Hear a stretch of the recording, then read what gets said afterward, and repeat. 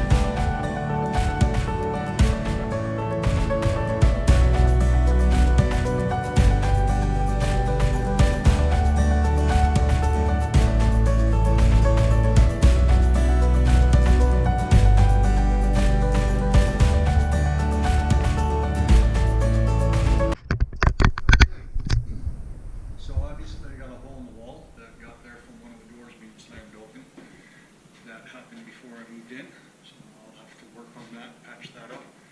But this is the gray, came out pretty okay. I think it adds a nice tint coming in, makes the place look nice.